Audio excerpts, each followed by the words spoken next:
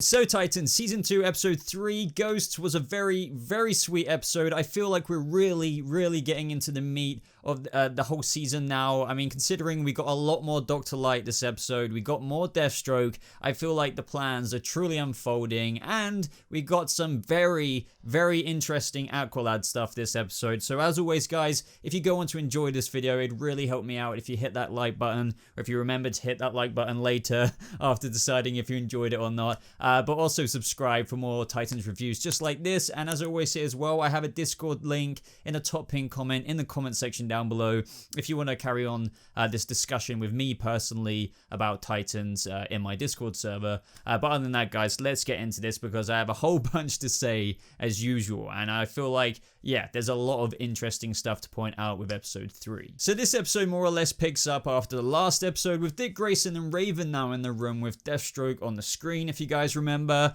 with the Titans now discussing Rose's father and his origin with the whole bio-enhanced experiment that kind of turned him into a super soldier, as we all kind of know already about Deathstroke, but if you didn't, well, there you go. But there was also some other cool notes with some affiliations of his, such as Argus, Nexus, and Hive, but Dick was putting his knowledge of him down to old Titans business. But this is truly where things get super interesting. So of course, guys, I want to dive very deep already in this video about those very quick Deathstroke flashes that happened when Dick Grayson said that. So warning for mild spoilers, just with me adding one and one together, I'm not going to be telling you guys, you know, factual things, but trust me, with what we saw in those very quick flashes, it's extremely telling to what kind of lives up to this episode name being Ghosts after all, and it has kind of something to do with Aqualad. So the biggest theory for quite a while now is that Aqualad is indeed the old ghosts that has been spoken about and addressed quite a bit in this episode. By telling signs, whether that's flashbacks or quite blatantly through Donna's kind of uncomfortable demeanor, just even being in the Titans Tower again. So if you guys remember back to the Season 2 full trailer where we saw Aqualad and Wonder Girl in this location, we saw Aqualad seemingly ask Donna to come with him and leave behind as what she calls her destiny for him. So I can only assume here that he's asking for both of them to say kind of F being heroes to a degree and let's be together. Now, of course, I can't be 100% with that, but the important thing to gather out of this is that Donna Troy and Aqualad were blatantly in a relationship, and also just to note the background with the scenery and the location, and just bear in mind the plane was there and all of that kind of stuff. Now, jumping back to those very quick flashes of Deathstroke we got from the past, what do we see there? Well, you may have missed it, but we do see Deathstroke mounted with his sniper in the exact same location as to where Donna and Aqualad in that scene we were just speaking about. I mean, you can see the plane in the background, and I'll give you one easy guess as to what happens. Yep, Aqualad's brains being blown out in front of Donna Troy as she loses the love of her life, I guess. I mean, there's even more emphasis on this from the official synopsis of this episode stating that the new Titans start to wonder about the unspoken tragedy that disbanded the group years before. So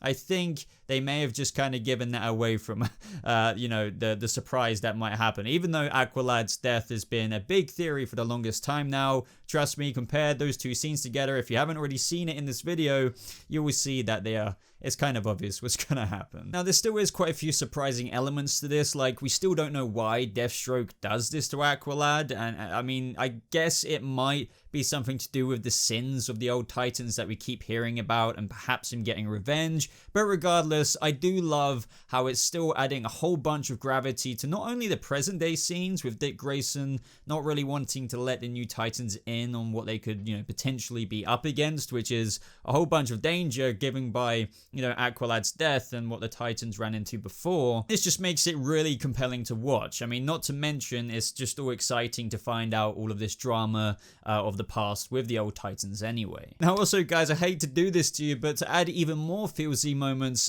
from the episode, when we see Donna Troy enter the Titans Tower with Hank and Dawn, we see even more quick flashbacks to when the old Titans were celebrating Aqualad's birthday in Titans Tower with a load of birthday decorations that you're just seeing on screen right now with the balloons set up. We even see an octopus birthday cake, and that just, yeah, that kind of breaks my heart. Just just a little bit. And here it just looks like someone might be making a toast. I mean, we see Donna Troy in like a ponytail. I mean, it's just all evidently flashbacks, but man, honestly, this is so sad, and I feel like it's only going to get a lot more sad from here on out as the episodes unfold, as we just kind of learn and see a lot more from these flashbacks. But in this episode, they were just extremely on the line of teasing, because they were just so fast that you may have missed it, but hey, this is what we're here to talk about. Now, also what was mentioned at the beginning of the episode was that Deathstroke went into retirement after the death of his son,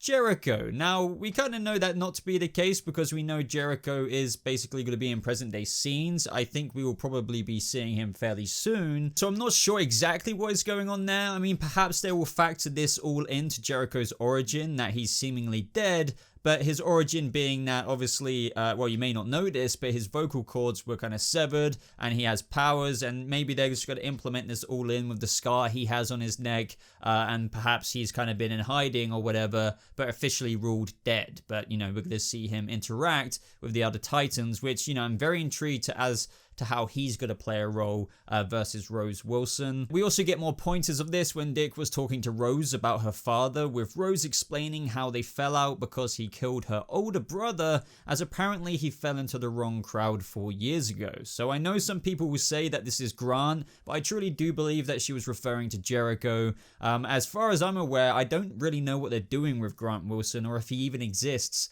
in this Titans universe. We also got to see a recording of Deathstroke throwing Rose down some stairs. Now, there is a lot of theories surrounding Rose out there that, you know, some people were saying that this could be the Titans' iteration of the Judas contract, which, you know, could be kind of true. I mean, I don't think they're going to rip it or anything like that, and I'm not expecting Rose to be completely trustworthy, but I don't think they're going to completely copy and paste that from the story, from the comic books rather, but I definitely think that, you know, that clip was staged. I just don't fully trust her, which is going to be very interesting, because I feel like it's going to be one of those things where, you know, even if she is going in there with a certain agenda and we're going to find that out as one big revelation, it's going to be interesting seeing her maybe get to like the characters, like the Titans, and maybe feel bad about it, because she will start to care about them, and then she might even question herself, being a bit like, oh man, I kind of feel bad about doing what I'm about to do, if she does go ahead and betray them. But this episode was also very enjoyable, as the new flavor of this season of Titans definitely comes into play as the episodes are unfolding more and more. I mean, I know that may be too early to tell, but we definitely got a vibe of that in episode 2 with how different that was from episode 1,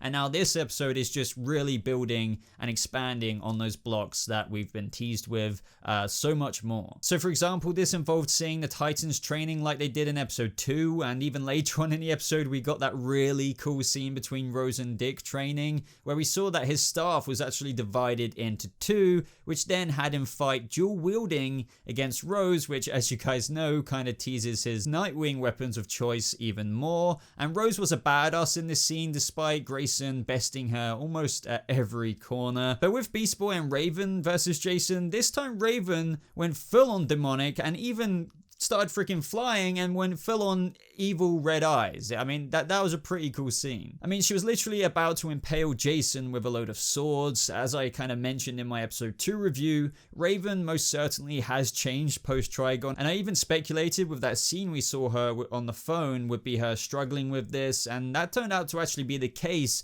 as she had a conversation with Starfire, which was quite touching. Now, last season, Rachel didn't really know why or who or what was really kind of happening to her with her powers, and the reason like she's lived like that for so long and practically her whole life. But then she found a family, and this season doesn't really see all of those core characters together just yet, even though Starfire is returning by the end of what we saw from her in this episode. She's still continuing to hang out with Robbie Jones's character, who I believe is called like Fade,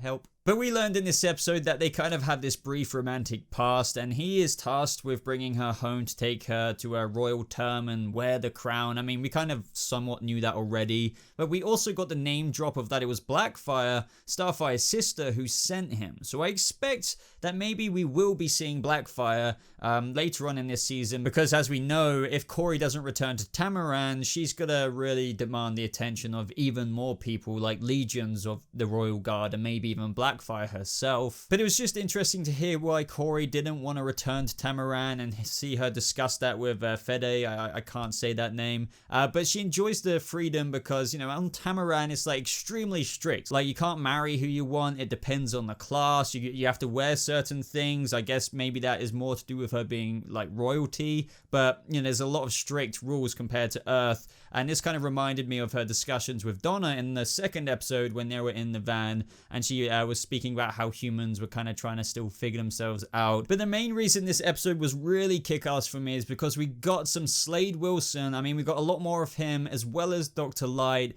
with some really, really cool action. Now, that scene between Dr. Light and Slade was really serious, but pretty funny at the same time. Now, I say this because we had Dr. Light being, of course, very happy that he's outside of prison now, asking what the plan is with the Titans to Deathstroke. But you can just tell that Slade is barely tolerant of Arthur Light's presence, like especially when he was making those jokes about his one eye, where Dr. Light was thinking that he was trying to be funny back, but no, I bet he just wanted to throttle him. But this is where we learned about Slade's plan for getting to the Titans by putting them in a crisis, seeing how they operate, who commands, who follows, and then they cull the herd, isolate the weak, and then the rest will come to him. And that's already kind of happening with the way this episode ended, because they're all going to have to go and get Jason Todd now. And I still find his powers on screen looking really sweet, and I still really like the look of his suit. I mean, I know some people don't, but I just think it's like a really new, innovative design for Dr. Light. I mean, you have to let people give their take on things, and I think that they made Dr. Light look really awesome. However, though, I have no idea why they didn't suit up, as it just kind of let them in for something just like what exactly happened to Hank with his leg getting burned. And we also got little teasers with powers like we've kind of seen before with Donna Troy's speed as she was chasing Dr. Light. I have no idea when she tossed that motorbike how it didn't crush him, but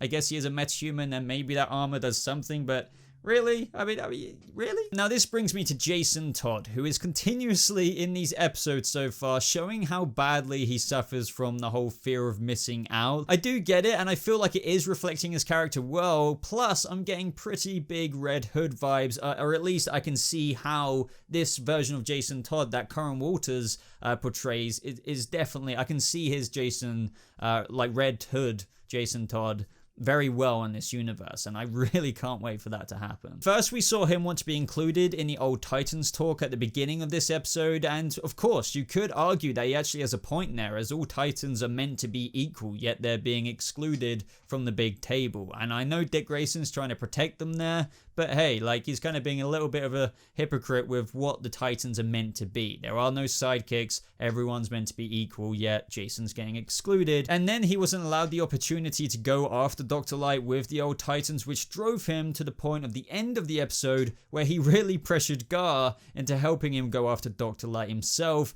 Now, all of this frustration clearly boiled up to that point of where he confronted Dick Grayson, and he absolutely got floored, which I have to admit, as much as I understand Jason's frustration, it was kind of satisfying seeing that, as he was asking for it, as he did swing for Dick Grayson. I mean, what was Dick supposed to do? Just take the punch?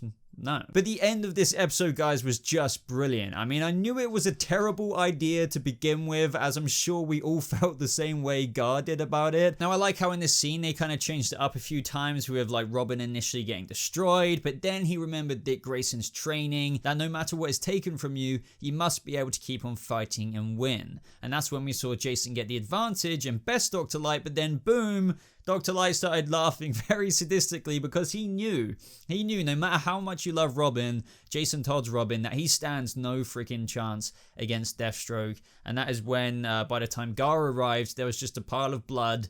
And I know what people are going to say already, that does this mean that in the Titans iteration, Jason is going to become the Red Hood? And this has been speculated about long before this, through somebody else killing him and beating him to death. Now, I do not think that they're going to do the Red Hood this season. I mean, they could at the very end tease something like that with his origin, but I honestly don't think it will happen this early. I think it will actually happen next season, but I still wouldn't be surprised if they do an homage with the Titans finding him perhaps a little bit beaten and tied to a chair or something like that. I think Deathstroke might do something like that, and it will foreshadow what will come maybe next season, but who knows ultimately what they're going to do here. All I know is that Karen Walters still is a series regular, and there is more scenes of him to come, so I don't think that he's going to get beaten by Slade. But it does make me think, like, what is Slade's plan here? Is he just going to use Jason as like a dummy, as what he said earlier, draw them all out, see what they do, see who they follow, and maybe that is exactly what it is. Maybe he just wants to get them in to rescue him, see and test them. I mean, he is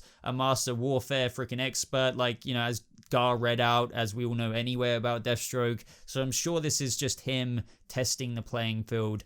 But either way, guys, I'm so excited for when Gar brings this news back. The new Titans, I guess, as well as the old Titans, will pair up together to try and rescue him. And God, can you imagine that fight?